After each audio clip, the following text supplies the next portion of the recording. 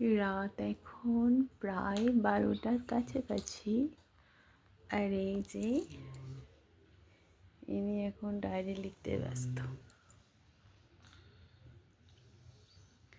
কি লিখলে একটু পড়ে আমাকে শোনাও তো। কি গো, প্রথম দিয়ে একটু শোনাও তো।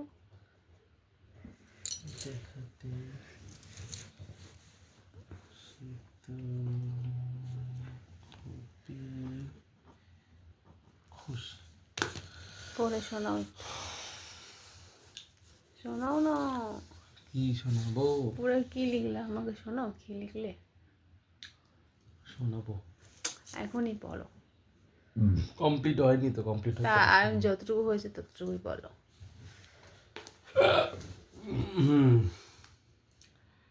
আজ 18/11/2025, রাত এখন প্রায় 12টা বাজে। মনের মধ্যে কি মনে হলো তাই একটু ডায়েরিটা নিয়ে বসে পড়লাম কিছু কথা শেয়ার করতে।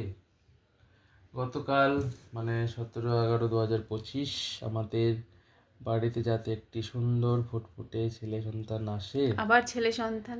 তাই আমার বন্ধুরা, তোমার বন্ধুগুলো এরকম কেন? ছেলে সন্তান আসুক মানে? রাত প্রায় 12টা নাগাদ একটি সুন্দর ফুটফুটে কার্তিক ঠাকুর ফেলে গেছে। আমি এবং আমার মা ছিলাম ওই দিন। গিন্নি ছিলেন না, তাই মাকেই তার নাতিকে ঘরে তুলতে হলো। মাও খুব খুশি হয়েছে। কার্তিক ফেলার সময় আমি আমার অর্ধাঙ্গিনীর সাথে কথা বলছিলাম ফোনে।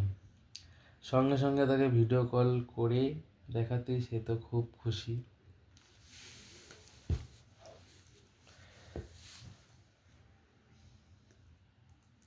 তারপর আমরা কালকে আমার খোকার খুব সুন্দর করে পুজো দিয়েছি, তাই তো?